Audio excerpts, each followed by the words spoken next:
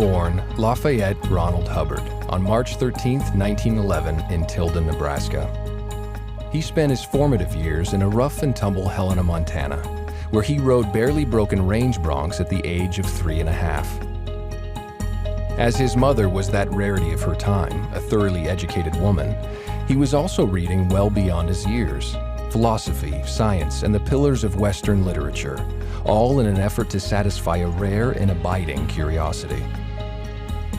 As his father was a United States naval officer, he was further afforded a then rare opportunity to travel, crisscrossing America's diverse communities in the teens of the 20th century.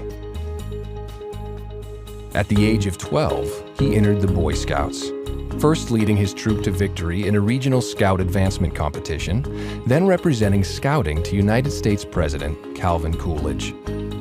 But it was his 21 merit badges that most distinguished L Ron Hubbard at this juncture of his life.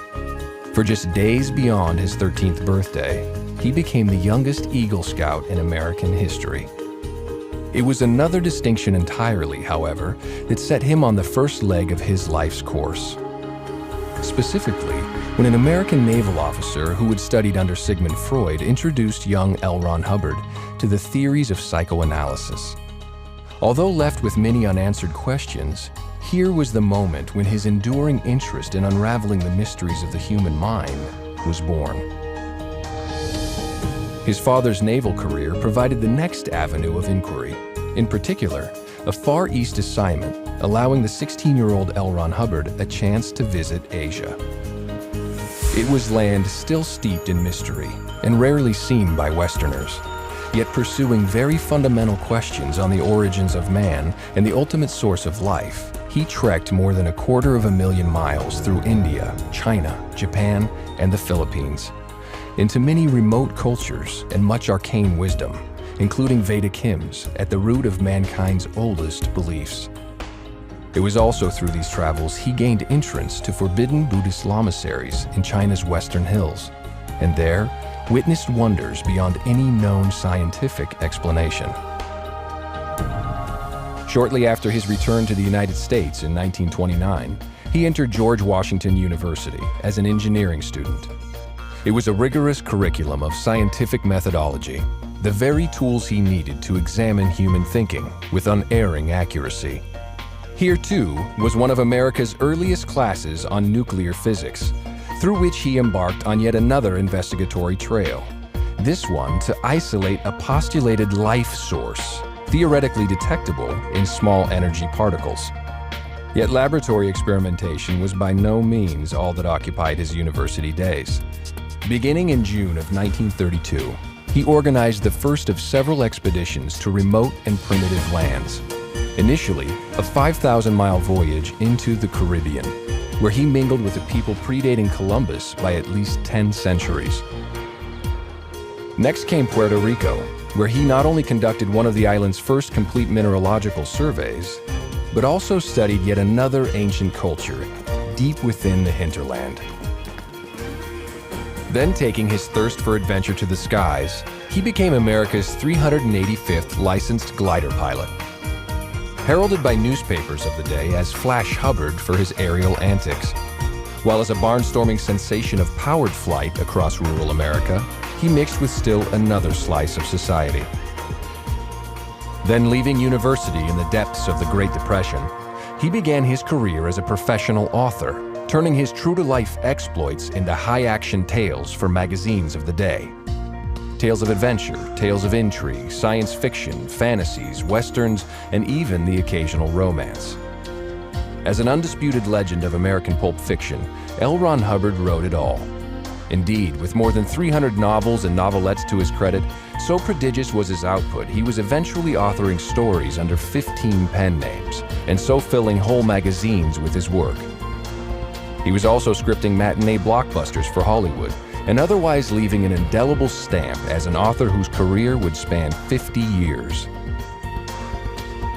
Then, just as exploits fueled story ideas, so his stories funded still more exploration, until he was regularly crisscrossing the country to live extreme adventures and mix with people as far afield as Native American tribes along the Alaskan Panhandle. In recognition of discoveries in the field, he was further honored with a place in the prestigious and invitation-only Explorers Club, and so went on to captain expeditions beneath 3 club flags. But the real point of such adventures was the fact he was mixing with life to fathom life. The first decisive breakthrough came in 1937, when he isolated the single common denominator between all living things, a dynamic principle of existence. It was recorded in a manuscript entitled Excalibur, and presented the basis for all future research into the mind and source of life. But then came an interruption to that research, the Second World War. As he had since earned a rare Master Mariner's license to captain any vessel in any ocean, he received numerous recommendations for commission as a naval officer. In particular, he was described discreet, loyal, honest, and without peer in the art of getting things done. So it was, Lieutenant L Ron Hubbard commanded warships in both the Atlantic and Pacific. He was highly decorated for duties under fire, and ended his service in a military hospital where he was treated for wounds suffered in combat. But that's also where he embarked on his final road of discovery.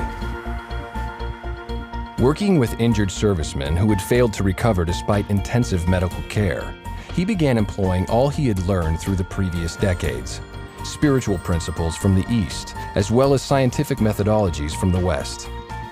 What he then discovered were mental factors inhibiting recovery and preventing medicines from taking effect. And when in fact those mental blocks were addressed, the medicine began to work, and patients swiftly returned to health. He then continued refining procedures on people from all walks of life, actors and writers in Hollywood's film community, street gang members whom he treated as a special officer with the LAPD, even deeply troubled patients at a Georgia institution. And so it was, having developed a workable technology of the mind, he authored a definitive text on the subject, a work detailing all underlying theory, discoveries, and techniques. That book was Dianetics, The Modern Science of Mental Health, published on May 9, 1950. It sparked a storm of popular enthusiasm and rode bestseller lists for 100 consecutive weeks. As such, it was the biggest-selling book on the mind ever written, and remains so today. Contained within was the discovery of the reactive mind, the hidden source of nightmares, unreasonable fears, upsets, and insecurity. Yet L Ron Hubbard never considered Dianetics an end to his research, but rather a stepping stone to the discovery and isolation of that long elusive life source. And indeed, the techniques of Dianetics provided the means by which practitioners soon began discovering past lives. Pressing application and research even further came the accomplishment of what is known as exteriorization, demonstrating the spirit was indeed separable from the body and mind. The Scientology religion was born. Thereafter, L Ron Hubbard delved ever deeper into the spiritual nature of man, documenting his discoveries in thousands of recorded lectures, articles, and books.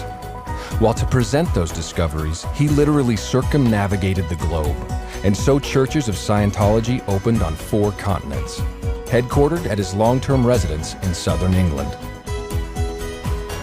Through ensuing years, L Ron Hubbard continued advancing the subject until his passing in 1986. His legacy comprises tens of millions of published words and 3,000 recorded lectures. While with over 300 million copies of his books and lectures in circulation, he has inspired a movement spanning all continents and all cultures. So to those who would ask, what kind of man could have founded the only major religion of the 20th century? The answer is simple enough. A man who lived life from the top down and the bottom up. A man who had seen much wisdom and great suffering. A man who spent a quarter of a century bridging the gap between East and West, science and religion. A man such as L Ron Hubbard.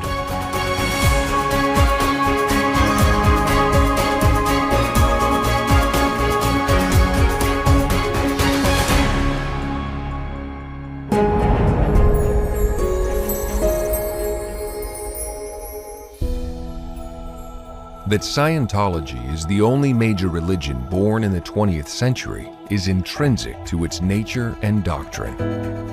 That it's simple, accessible, and relays information without parables, for which meanings are varied or perhaps even lost. This is Scientology as a modern religion. This is also Scientology as the only major religion with the voice of its founder intact. So while the lives of prophets were recorded by disciples 2,000 years ago, this is the life of L Ron Hubbard as he himself recorded it in 3,000 public lectures. In other words, this is who he is. This is his voice.